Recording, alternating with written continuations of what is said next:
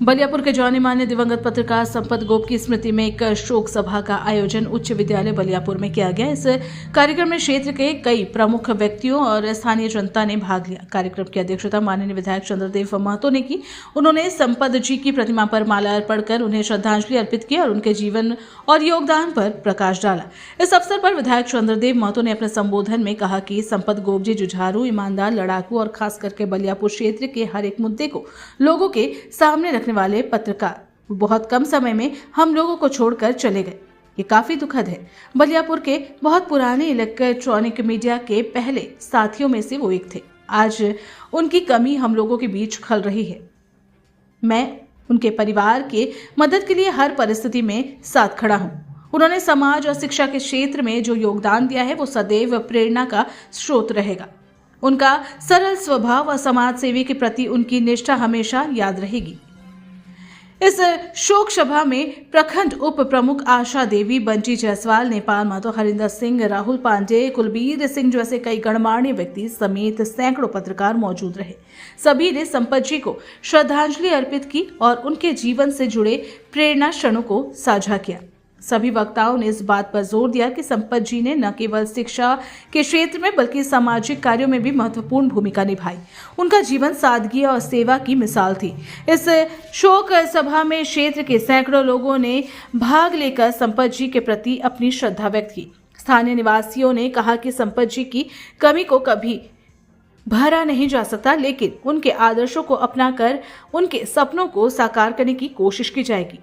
शोक सभा का समापन संपत जी की आत्मा की शांति के लिए 2 मिनट का मौन और प्रार्थना के साथ किया गया। कोशिश करेंगे कि पत्रकारों के लिए भी व्यवस्था हो।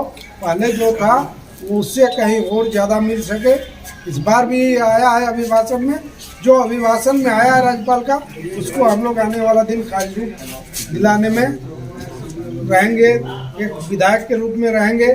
सरकार में होते हुए भी हम लोग सरकार के विरोध बोल रहे हैं, तो जरूरत होगा तो इस मुद्दे पर भी हम लोग सरकार के विरोध में जाने का तो जाएंगे, लेकिन पत्रकार का जो सवाल है उसको हम लोग जगह तक ले जाने का, उसके लिए व्यवस्था करवाने का प्रयास पूरा जोर शोर से करेंगे। बीच जो संपत गोप जी है, ये हमारे बीच नहीं रहे, इनकी कमी हमेशा हम लोगों को खलेगी। लेकिन एक पत्रकार के बारे में यही कहूँगी कि किसी भी क्षेत्र की जो भी समस्या हो, चाहे गली कोची की समस्या हो, हमेशा ही पत्रकार भाई पहुँचने का काम करते हैं और उस समस्या को उजागर करने का काम करते हैं। वो नहीं देखते हैं कि रात के कितने बजे हैं और सुबह के कितने बजे हैं, जितने भी बजे वे पहुँचने का काम करते हैं। इतने निर्भीक होके ये सब काम करते हैं। और मैंने संपत जी को हमेशा ही देखा है कि कोई भी समस्या को कहीं भी देखते थे, तुरंत पहुंचने का काम करते थे। सरकार बने हैं, वो प्रबंधन केवल उनको मिसयूज करता है। मतलब खुले रूप से हम कहना चाहेंगे कि प्रबंधन जो है ये व्यापार बना लिया। पत्रकारों को 15 अगस्त आएगा, विज्ञापन चाहिए। 26 जनवरी आएगा, विज्ञापन चाहिए। झारखंड स्थापना दिवस होगा, विज्ञापन चाहिए। केवल विज्ञापन के ही लिए पत्रकारों को प्रबंधन याद आता है। लेकिन जब कोई दुर्घटनाएं होती है पत्रकार के साथ, तो बिल्कुल हाथ खड़ा कर देता है। हमारे बीच एक साथी है नेपाल, प्रवीण दा, जब उनको गोली लगी, हम लोग लगातार प्रयासरत थे। वहाँ के डायरेक्टर से हमारे राष्ट्रीय महासचिव प्रीतम सिंह भाटिया लगातार संपर्क में थे, स्थिति को अवगत कर रहे थे। रांची के लोग जाके इनसे मिले भी। हम लोग झरिया प्रेस क्लब से एक विशाल रैली के मार्फत धनबाद रणधीर वर्मा चौक पर धरना दिए। धरना देने के बाद आपको अफसोस होगा कि मामले को किस तरह लीपापोती किया गया, क्या दबाव था तो हम लोग नहीं जानते हैं, ना हम लोग कभी इस पर चर्चा किए। कहीं न कहीं पत्रकार के ऊपर चारों तरफ से दबाव आ जाता है, जिसके कारण पत्रकार को बैक होना पड़ता है। ये स्थिति है। हम चाहेंगे और बिल्कुल हम राज्य सरकार से कोई अपेक्षा नहीं करते हैं, लेकिन हम एक बात हम गर्व से कहते हैं कि लाल झंडा का जो प्रतिनिधित्व करता है उसके अंदर एक अलग जज्बा होता है देश के प्रति। मैं छोटा सा एक उदाहरण आपका समय लूंगा। 1992 25 अक्टूबर को झरिया में पटाखा कांड हुआ था।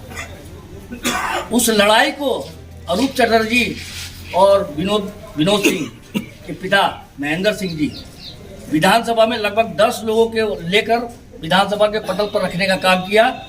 उस समय विधानसभा स्पीकर इंदर सिंह नामधारी हुआ करते थे, इंदर सिंह नामधारी, और नगर विकास मंत्री बच्चा सिंह थे। मैं आपको बताना चाहता हूं, उस घटना को लेकर अरूप चटर्जी और महेंद्र सिंह माले नेता अर्थक प्रयास किए कि मृतकों के आश्रितों को नौकरी और मुआवजा मिल जाए। मुआवजा बहुत ही प्रयासरत होने के बाद मुआवजा मिला, और जब नियोजन की बात आई वहाँ पर इंदर सिंह नामधारी ने बच्चा सिंह से पूछ लिया कि भाई बच्चा बाबू, आपके क्षेत्र का मामला है, आप इस पर क्या कहना चाहते हैं? बोला सारे लोग फर्जी है। आप विश्वास नहीं कीजिएगा, मैं उस समय प्रभात खबर में था।